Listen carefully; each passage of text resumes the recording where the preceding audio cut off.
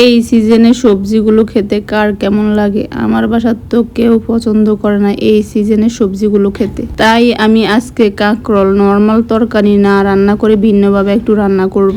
কাঁকরোলের এই তরকারি রান্না করার জন্য আমি প্রথমে কাঁকরোলের খোসা ছিলা দিয়ে ছাড়িয়ে নিয়েছি। তারপর কাঁকরোলগুলো একটু মোটা করে স্লাইস করে কেটে নিয়েছি। কেটে নেওয়ার পর আমি কাঁকরোলের বিচিগুলো ভালোভাবে ফেলে দিয়েছি। তারপর আমি ভালোভাবে পরিষ্কার পানি দিয়ে ধুয়ে নিয়েছি। ধুয়ে নেওয়ার পর আমি কাঁকরোলের মধ্যে লবণ হলুদ মেখে কাঁকরোল লাল করে ভেজে নিয়েছি। এভাবে আমি সবগুলো কাঁকরোল ভেজে নিয়েছি। কাঁকরোল রান্না করার জন্য আমি যে তেলের মধ্যে কাঁকরোল ভেজে নিয়েছি ওই তেলের মধ্যে এখন আমি দিয়ে দিব আগে থেকে কেটে রাখা পেঁয়াজ কুচি। পেঁয়াজ কুচি আমি কিছুক্ষণ ভেজে নিব তেলের মধ্যে, পেঁয়াজ নরম হয়ে আসা পর্যন্ত। এখন আমি দিয়ে দিব পরিমাণ মতো লবণ আমি পেঁয়াজের মধ্যে ভালোভাবে মিক্স করে নেব।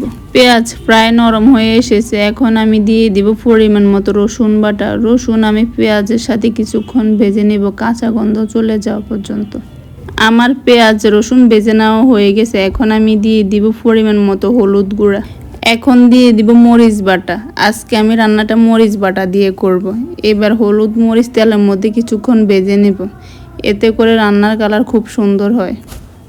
আমার হলুদ মরিচ ভেজে নেওয়া হয়ে গেছে। এখন আমি দিয়ে দিব সামান্য পরিমাণ পানি দিয়ে আমি মশলা কিছুক্ষণ কষিয়ে নেব। যে কোনো রান্নাতে আপনি মশলা যত ভালোভাবে কষিয়ে নেবেন আপনার রান্নার স্বাদ তত ভালো হবে। আমার মশলা কষিয়ে নেওয়া হয়ে গেছে, মশলা থেকে তেল উঠে এসেছে। এখন আমি দিয়ে দিব 1 চামচ ভাজা জিরার গুঁড়া।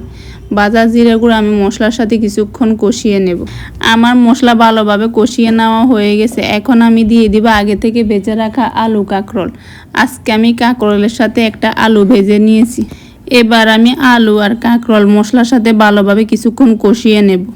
আমার আলু কাঁকরোল প্রায় কষিয়ে নেওয়া হয়ে গেছে। এখন আমি দিয়ে দিব আগে থেকে ভেজে রাখা মাছ দিয়ে আমি আলু কাঁকরোল আরও কিছুক্ষণ কষিয়ে নেব। আমার মাছ কষিয়ে নেওয়া হয়ে গেছে, মাছ থেকে তেল উঠে এসেছে। এখন আমি দিয়ে দিব ফুটন্ত গরম পানি। যে কোনো রান্নাতে আপনারা ফুটন্ত গরম পানি দেওয়ার চেষ্টা করবেন, এতে করে রান্নার স্বাদ খুব ভালো হয়। এখন আমি একটা ঢাকনা দিয়ে ডেকে আলু কাঁকরোল সিদ্ধ হওয়া পর্যন্ত রান্না করে নেব।